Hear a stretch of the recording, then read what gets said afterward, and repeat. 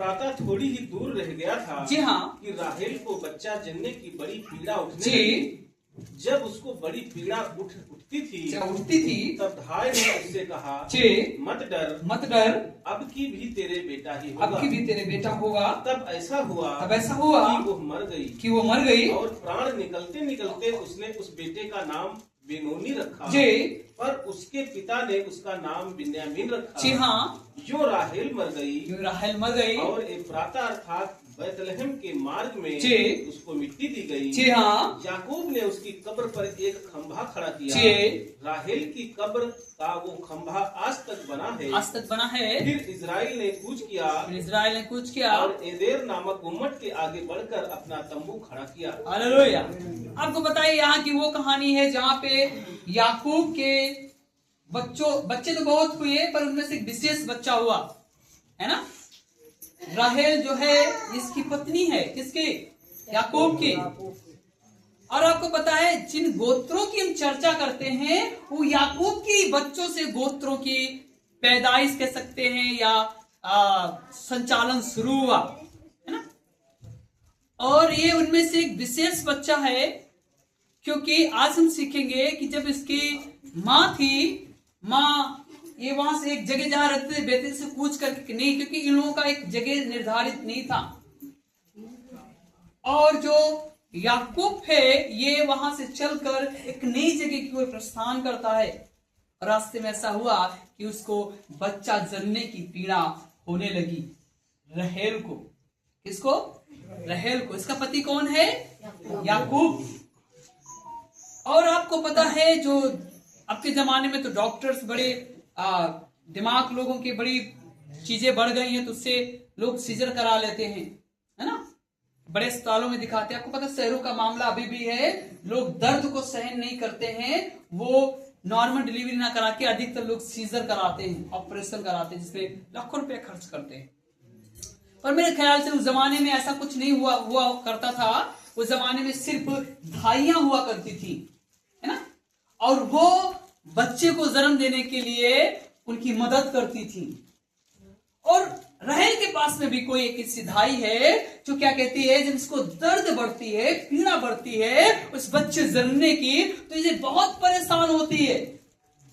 पर जो उनके साथ में धाई है वो क्या कहती है, देखो सब्र करो, इस बार भी परमेश्वर तेरी सुधि लेगा और तुमको क्या लिखा है, कितना कंफर्म में से लोग कहते पक्के सबूत के साथ में, चिंता ना करो, इस बार तुम्हारी दर्द है, पीड़ा है, परमेश्वर इसको देख रहा है और इस बार पक्का आपको क्या होगा, ही होगा।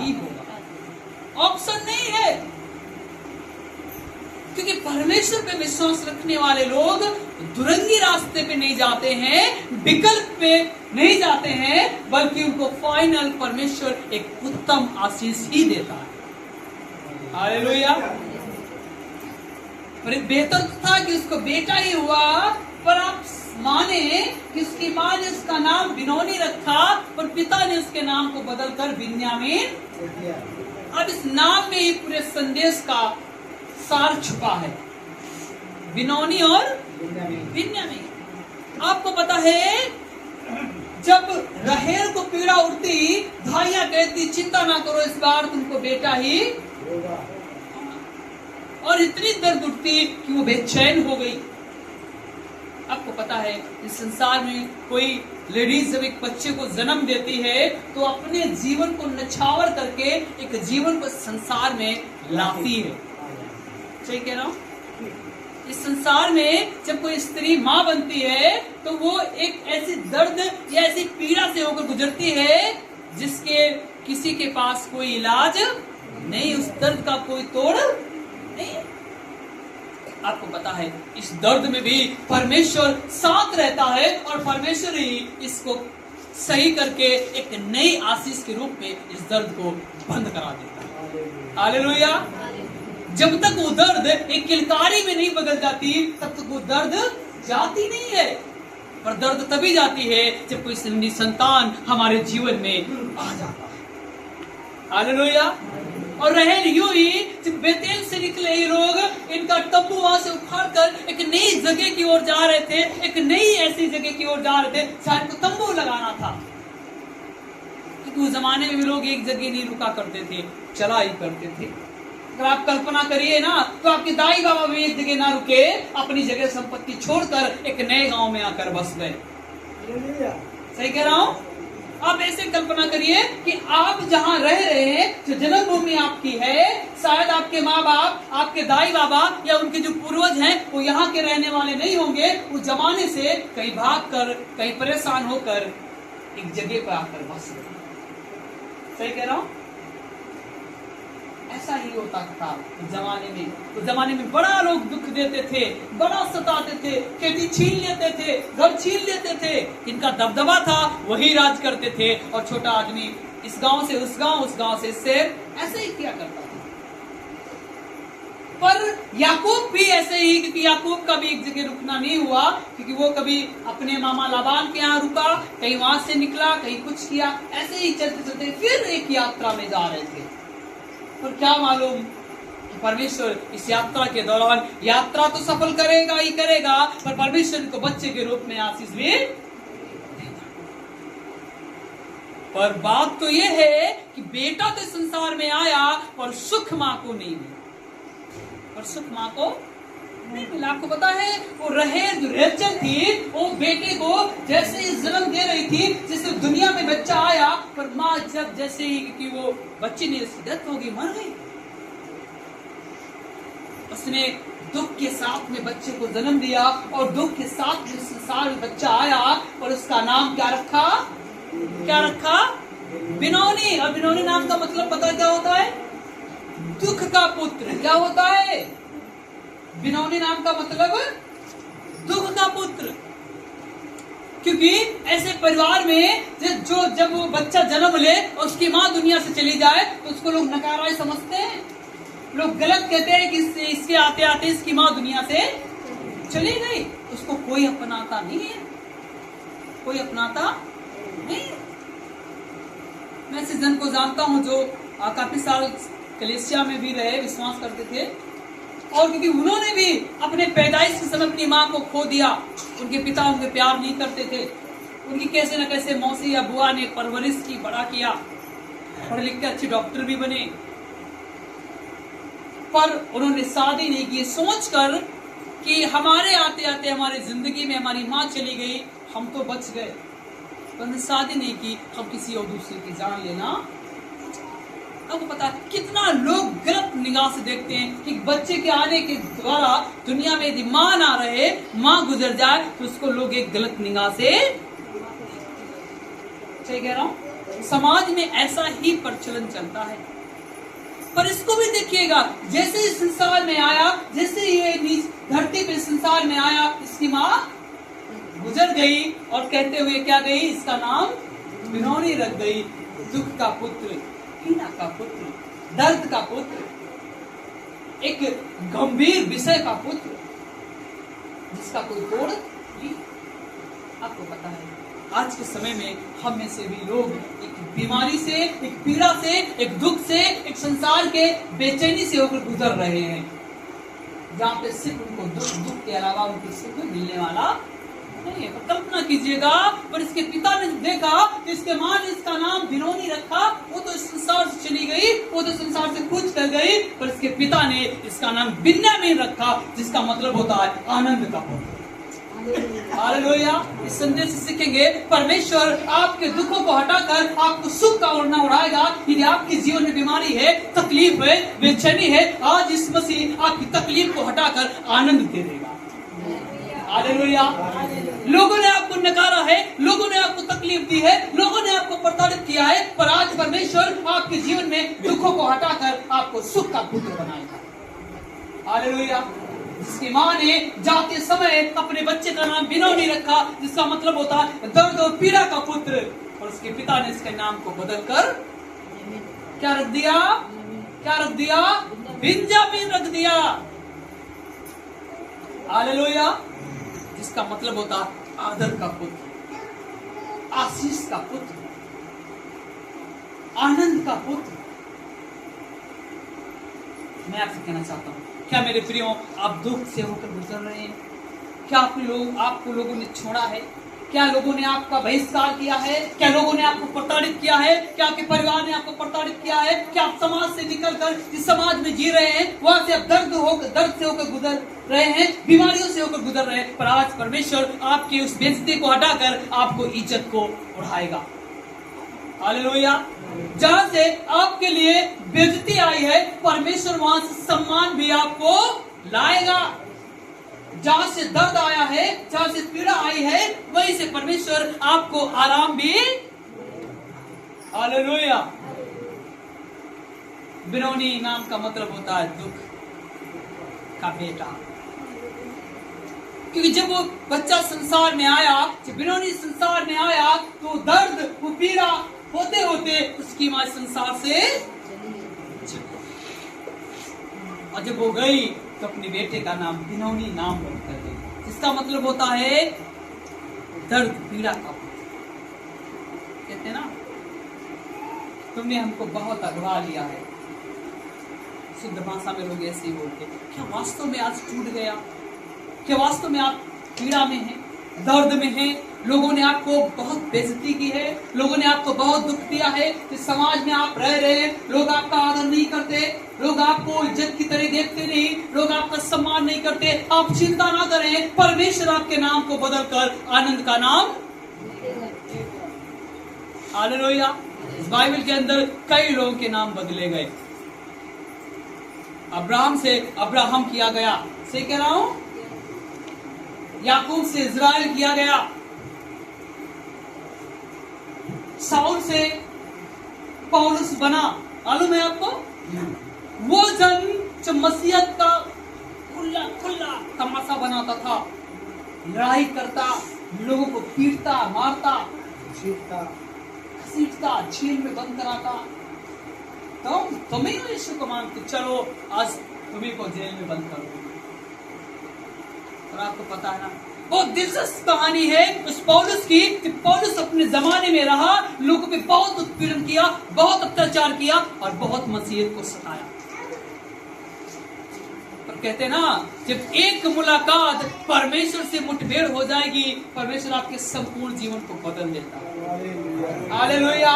वही पौलुस जो साउल हुआ करता था, लोगों को घसीटता, मारता, पीटता और जेल में डालता था, और एक दिन अचानक वो दमिश्क के रास्ते जा रहा था। क्या करने? पता चला आज मसीही लोग वहां जमा हैं और उनको घात करेंगे। और जब वो रास्ते में दमिश्क के रास्ते जा रहा था, ऐसी चमक आई, ऐसी रोशनी आई, अंधकार हुआ, वो एकाएक गिर पड़ा जमीन पर। कौन? साउल। इसे कुछ ना दिखाई दिया और एक आवाज आती है, हे साउल तू मुझे क्यों सताता है? साउल को लगा रही है हमको दिख ही नहीं रहा, आवाज क्या आ रही है? वहां पे उसका जब गिर गया, उसको दिखाई नहीं पड़ा। वचन में लिखा है, आंखें उसे देख नहीं रही थी, उसे कुछ नहीं सूझ रहा था। उसके लोग उसको लेकर गए एक ऐसे सेवक के पास, जहाँ पे परमेश्वर का आत्मा ने काम किया। उस सेवक के द्वारा उसकी प्रार्थना हुई। वचन में लिखा है, उसकी ज्योति पुनः वापस आई और उसी समय वो साउल से पौलुस बन गया। हालेलुया। मैं कहना चाहता हूँ, एक क्षणिक मुलाकात आपसे, परमेश्वर की एक क्षणिक मुलाकात आपके संपूर्ण जीवन को बदल देती है। एक ऐसा इनकाउंटर, जब यीशु के साथ में आपका इनकाउंटर हो जाएगा, आप अपने आप को बदला हुआ पाएंगे। लोग आपको नहीं कुछ कहते या कई बार आपको पता है, कोई बात नहीं। जिस दिन यीशु से आपकी मुलाकात होगी, जिस दिन यीशु की मुलाकात आपसे हो जाएगी, उसी दिन आपका संपूर्ण जीवन बदल जाएगा। हालेलुया। और वही पौलुस जो साउल था, इस नए नियम का आधे से ज्यादा पत्रिकाएं उसी ने लिखी। सही कह रहा हूं? बोले हालेलुया। क्योंकि नाम बदलना, परमेश्वर के साथ में बाइबल में कई लोगों के नाम बदले जाते थे, पर उनका एक उद्देश्य होता है, एक कारण होता है। लोगों ने शायद आपके नाम को बेइज्जती के साथ उड़ाया हो, मजाक के साथ उड़ाया हो, और यीशु आज आपके नाम को बदलकर एक अच्छा नाम देगा। हालेलुया। जहाँ पे आप दुख है, पीड़ा में है, तकलीफ में है, निराशा में है, आज वही पीड़ा, वही निराशा यीशु हटाकर आपको सुख को देगा, आनंद को देगा। हालेलुया। वही है जो आपके जीवन में चैन, अमन, शांति और आनंद को लाता है। हालेलुया। अब देखिए हमारे साथ में रोमियो की पुस्तक उसका 8 अध्याय इसके 28 आयत क्या कहती है। रोमियो की पुस्तक उसका 8 अध्याय उसकी 28 आयत। परमेश्वर आपसे प्यार करता है, लोग आपको चाहे न चाहे, पर परमेश्वर आपके लिए एक अच्छा इंतजाम भी करता है। हालेलुया। जी, हम जानते हैं कि जो लोग परमेश्वर से प्रेम रखते हैं, उनके लिए सब बातें मिलकर भलाई ही को उत्पन्न करती हैं। उनके लिए सब बातें मिलकर भलाई को उत्पन्न करती हैं, अर्थात उन्हीं के लिए जो उसकी इच्छा के अनुसार बुलाए हुए हैं। लिखा है, हम जानते हैं कि परमेश्वर की सारी बातें मिलकर हमारे लिए क्या करती हैं, भलाई को उत्पन्न करती है। पर कंडीशन क्या, सब क्या है, पढ़िएगा नीचे क्या लिखा है, रिपीट करिए। हम जानते हैं जो लोग परमेश्वर से प्रेम रखते हैं, उनके लिए सब बातें मिलकर भलाई को उत्पन्न करती हैं। सुनिएगा, हम जानते हैं जो लोग परमेश्वर से प्रेम रखते हैं, उनके लिए सब बातें मिलकर क्या करती हैं, भलाई को जी, अर्थात उन्हीं के लिए जो उसकी इच्छा के अनुसार, अर्थात उन्हीं के लिए जो परमेश्वर की इच्छा के अनुसार चलते। आज आपको पता है, बहुत कई बार बहुत लोग आ जाते हैं, पर कई बार लोग नहीं आ पाते। मुझे नहीं पता क्या कारण रहता है, पर जिसने यीशु से प्यार किया है ना, उसको संगति और उसका वचन पहले उठा है, ना कि काम। क्योंकि आज के समय में लोग सिर्फ आशीष के लिए कलीसिया मीटिंग्स में आते हैं। भैया आप हमारे लिए प्रार्थना करो, ये काम हो जाओ, काम हो जाता, फिर आते भी नहीं है। फिर हमको फोन करना पड़ता, भैया कैसे हैं, कहाँ गए।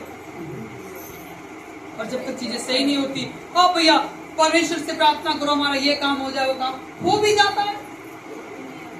पर मैं कहना चाहता हूँ, आप दुनिया को भूले या ना भूले नहीं मतलब है, पर परमेश्वर को अवश्य याद रखें, उसकी प्रार्थना अवश्य करें, कलीसिया अवश्य निकल कर आए। क्योंकि आप भी कहीं ना कहीं देखें, क्योंकि आपका भी परमेश्वर ने दुख से हटाकर आपको सुख वाला नाम दे दिया। हालेलुया। जहाँ पे आप हमेशा दवाई खाया करते थे, आज यीशु ने आपकी दवा को छुड़ा दिया है। जहाँ पे आप तकलीफ में रहते थे, 2 वक्त की रोटी नहीं होती थी, आज परमेश्वर ने आपको इतना दिया है, आप तो खाते ही खाते हैं, कईयों को खिला सकते हैं। हालेलुया। और आपको पता है, परमेश्वर ने इतना दिया कि बयान नहीं कर सकते। लोगों के पास में बहुत होने के बाद भी उनके पास कमी रहा। पर मसीह, जब से प्रभु यीशु मसीह आपके जीवन में आया, आपके पास में 100 रुपया है तब भी आप खुश हैं, 1000 रुपया तब भी आप खुश हैं। हालेलुया। क्योंकि आप जानते हैं कल हमें खाना कहाँ से मिलेगा, कल हमें पानी कहाँ से मिलेगा, कल की हमारी चिंताएं क्या होगी। ये लिखा है कि परमेश्वर हमारा खुद अपनी उपाय करके हमको आपको पता है, मैंने अभी छोटे बच्चे का एडमिशन नहीं करा क्योंकि हमारे पास जो पैसा था, बजट था, वो खर्च हो गया ईस्टर में और कामों में। पर मैंने चाहा कि पहले परमेश्वर का काम कराएंगे, हम अपने बच्चे का एडमिशन करा पाएंगे तो भी ठीक है, नहीं तो हम पहले यीशु मसीह के जो प्रोग्राम्स है, जो मीटिंग्स है, हम उसमें पहले खर्च करेंगे। क्योंकि इस बार हमारे पास में इतना नहीं आया कि हम पूरा कर पाए। इस बार हमारे पास कुछ पैसा कम था, हमको लगाना पड़ा। और इससे पहले कि मैंने बच्चे का एडमिशन करा था, मैंने प्रभु के लिए कदम बढ़ाया और हमें विश्वास है कि इस मसीह हमारे लिए हमारे बच्चे का एडमिशन भी कराएगा और सारी फीस को भी भराएगा। हालेलुया। आप कदम बढ़ा के देखिए, यीशु के साथ में अगर ये आप एक कदम बढ़ाएंगे तो इस मसीह कितना कदम बढ़ाता है? 6। अगर आपने यीशु के लिए 100 खोया तो परमेश्वर कितना देगा? 1000। जिसके लिए आपने 1000 खर्च किया तो आपको ज्यादा देगा। या आपने उसके लिए कुछ कदम बढ़ाए हैं तो परमेश्वर उसका दूना, तिगुना, 7 गुना, 70 गुना भी देगा। सही कह रहा हूं?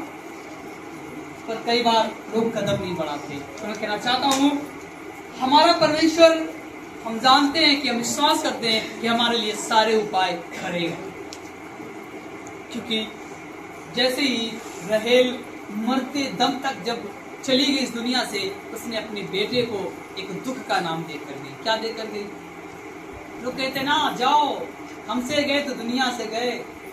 ऐसा होता ना, लोग बहुत तड़पाते हैं, बहुत परेशान करते हैं। कई बार पति पत्नी में इतनी अनबन होती है, परिवार में इतनी अनबन होती है, हमसे गए दुनिया से गए। कई लोग जाकर सुसाइड भी कर लेते हैं। पर शायद आप ऐसे दुखों से होकर गुजरे हो, जहाँ पे आप दुख की रहे हो, तकलीफ में रहे हो, चैन का खाना ना खाया हो, पर आज परमेश्वर आपको आनंद का पुत्र बनाएगा और सीने से लगा रहेगा। Hallelujah, hallelujah. बड़ी लड़ाइयाँ, बड़ी झगड़े को देखा, लोग आपका कहना माने ना माने, पर परमेश्वर आपके लिए एक समय लाएगा, लोग वही आकर नतमस्तक होंगे, भैया बताएं क्या करें। हालेलुया। और कोई आपको चाहे ना चाहे, यीशु जरूर चाहता है। Hallelujah, hallelujah. क्योंकि यूहन्ना का लिखने वाला कहता है, परमेश्वर ने जगत से ऐसा प्रेम किया कि उसने इकलौते पुत्र को भेज दिया। लिखा है, जो कोई इस पर विश्वास करे वो नाश ना हो, बल्कि अनंत जीवन पाए। एक दूसरे से बोले कि परमेश्वर ने जगत से ऐसा प्रेम किया कि उसने इकलौते पुत्र को दे दिया, ताकि जो कोई उस पर विश्वास करे वो नाश ना हो, अनंत जीवन पाए। हालेलुया। आपको पता है, परमेश्वर आपके लिए अनंत जीवन देने के लिए आया। आप बेशक दुख में पैदा हुए हो, आप बेशक पीड़ाओं में अपनी जवानी को गुजारा हो, आप बेशक दुख से होकर गुजरे हो, पर यीशु मसीह आपको आनंद का पुत्र बनाएगा और दाहिने हाथ बिठाएगा। Hallelujah, hallelujah. आनंद का पुत्र, दाहिने हाथ का पुत्र, बिन्यामीन नाम का मतलब होता है। हालेलुया। बिन्यामीन का मतलब क्या होता है? शुभ का पुत्र, या कह सकते हैं दाएं हाथ का पुत्र। क्योंकि यीशु ने कहा, जब तुम आओगे मेरे पास में, तो परमेश्वर भी आपको अपने दाहिने हाथ बिठाएगा। हालेलुया। अभी तो यहाँ दुख है, पीड़ा है, तकलीफ है, दर्द है, शायद बुखार ना जाए, शायद बीमारियां ना जाए, शायद परिवार की समस्याएं ना जाए, पर आपको विश्वास बनाए रखना है कि यीशु से जब मुलाकात होगी सब कुछ बदल जाएगा। Hallelujah, hallelujah. यीशु से जब मुलाकात होगी तो सब कुछ बदल जाएगा। वचन का लिखने वाला कहता है, अभी तो आईने में धुंधला दिखाई देता है, पर एक दिन ऐसा समय आएगा जब हम उसे आमने सामने देखेंगे। कभी शीशा देखा है? कितने लोग जानते हैं? शीशा में आप क्यों दिखते हैं? क्योंकि शीशा हमें देख रहा है। सुनिएगा, शीशा में आपको पता है, शीशा में थोड़ा सा काम किया जाता है। शीशा में अपनी शक्ल को नहीं देख सकते क्या?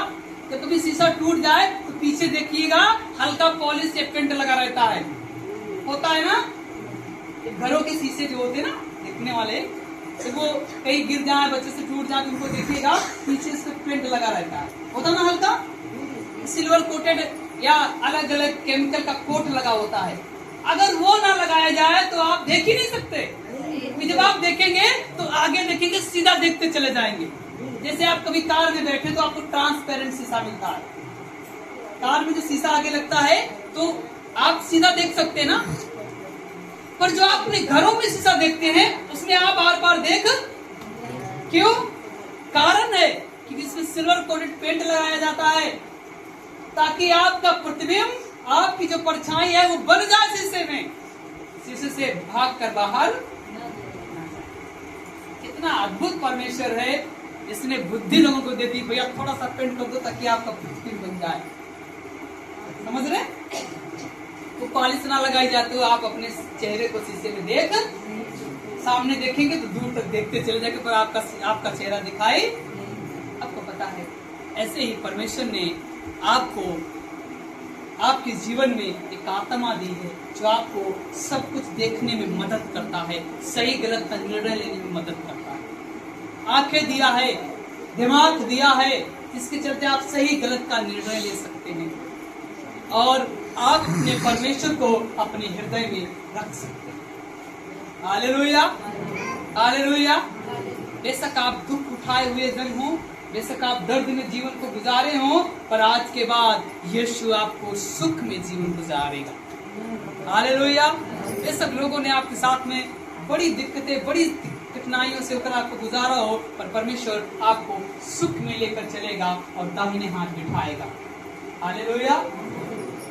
कहते हैं ना, अभी तो धुंधला, आईने में धुंधला दिखाई देता है, पर एक समय आएगा जब यीशु को आमने और सामने देखेंगे। हालेलुया। अब विलाप गीत की पुस्तक उसका 3 अध्याय उसकी 21, 22, 23 पद को देखिएगा। विलाप गीत की पुस्तक उसका 3 अध्याय और उसका 21, 22 और 23 पद। मैंने बताया ना कि परमेश्वर आपको दुख का नाम हटाकर आपको सुख का नाम देगा, आपको दुख से हटाकर आनंद का पटुका बांधेगा। और वचन में भी लिखा है, परमेश्वर आपके लिए संसार में आया, मारा गया, गाड़ा गया और तीसरे दिन जीवित हो गया, ताकि आप जीवन पाए और बहुतायत से जीवन पाए। और वही परमेश्वर है जो आपसे प्यार करता है। विलाप गीत 3 अध्याय और उसका 21 और 22 और 23 पद पढ़िएगा जल्दी से। विलाप गीत की पुस्तक। परंतु मैं ये स्मरण करता हूँ, मैं स्मरण करता हूँ, इसीलिए मुझे आशा है, हम मिट नहीं गए।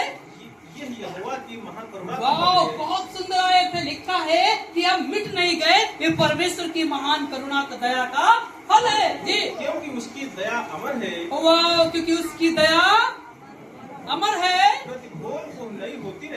प्रतिभोर वो नई होती रहती है, तेरी सच्चाई महान है। आपको पता है, विलाप गीत का लिखने वाला कहता है कि भैया हम मिट नहीं गए, क्योंकि ये परमेश्वर की महान करुणा है। अब देखिए ना, बहुत आंधियां आई, आपको गिरा दी, कई बार आप जमीन पे लौट गए, कई बार ऐसी बीमारियां आई जो सारा पैसा हजम कर गई, कई बार ऐसे संकट आए जब आप बहुत परेशान हो गए, पर आज आप उठकर एक बार फिर से आपको परमेश्वर ने खड़ा किया है। इसीलिए विलाप गीत का लिखने वाला कहता है कि हम मिट नहीं गए, क्योंकि ये परमेश्वर की महान करुणा का फल है। क्योंकि दुष्ट तो मिटाने पे ही तुला था, आप तो मिट ही जाते, लोग मिटाने पे लगे थे। और वचन में लिखा है कि हम मिट नहीं गए, ये परमेश्वर की महान करुणा का फल है। हालेलुया। जब आपसे कोई कहे परमेश्वर ने, तब कहिएगा क्योंकि ये सही है कि परमेश्वर ने हमको दुखों से, उन बीमारियों से, उन लाचारियों में से बाहर निकाल लिया है। हालेलुया।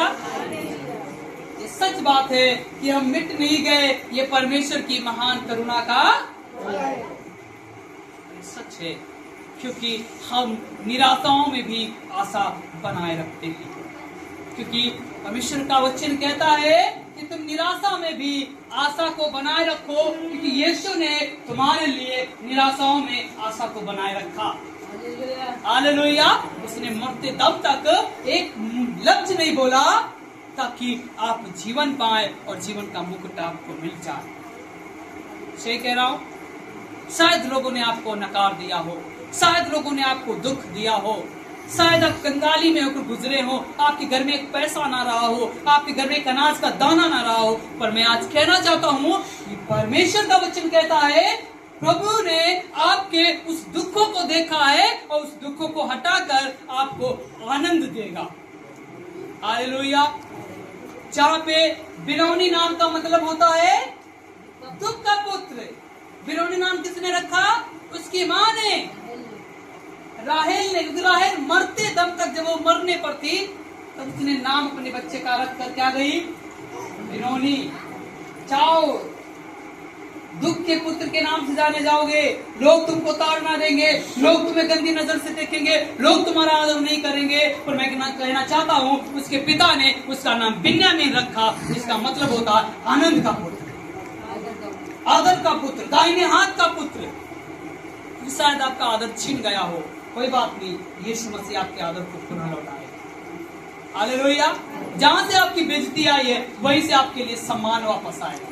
जहां से लोगों ने आपको प्रताड़ित किया है, जहां से लोगों ने आपको सताया है, वहीं से आपका सम्मान पुनः पुनः फिर से वापस आएगा। हालेलुया। आप जहां से बीमार हुए हैं, कौन बीमारी आपको दबा के गई है, वहीं से आप सम्मान पाकर और एक बार फिर से चंगे होकर उठ खड़े होंगे। हालेलुया।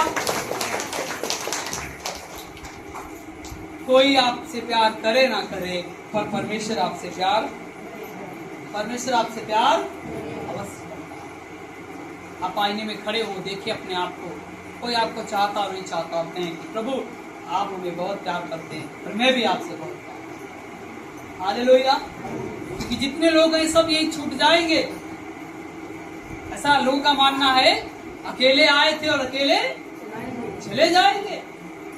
ये धन, ये दौलत, माल खजाना कुछ नहीं जाता। सिर्फ परमेश्वर आपकी पैदाइश के समय रहा, जब आप सिरजे गए तब भी आपके साथ रहा, जब आप इस दुनिया में आए तब भी आपके साथ रहा।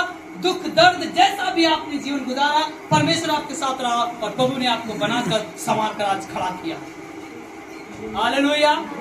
जब तक संसार में आप अपनी यात्रा में है, परमेश्वर आपकी यात्रा को सफल करेगा और अंतिम दिन में भी परमेश्वर आपके साथ रहेगा। हालेलुया। इसलिए सब उपदेशक का लिखने वाला कहता है, पीढ़ी आएगी और पीढ़ी चली जाएगी, पीढ़ी आएगी और पीढ़ी चली जाएगी, पर इस संसार का परमेश्वर जिस संसार को रचा है वो सदा सर्वदा बना रहेगा। हालेलुया। मैं आपको कहना चाहता हूँ, आप परमेश्वर से प्यार करें। आपको लोगों ने दुख दिया है, लोगों ने सताया है, लोगों ने मारा है, लोगों ने आपको दर्द दिया है, कोई बात नहीं। आज परमेश्वर आपके दर्दों को हटाकर आपको आनंद देगा। सही कह रहा हूं? बोले हालेलुया।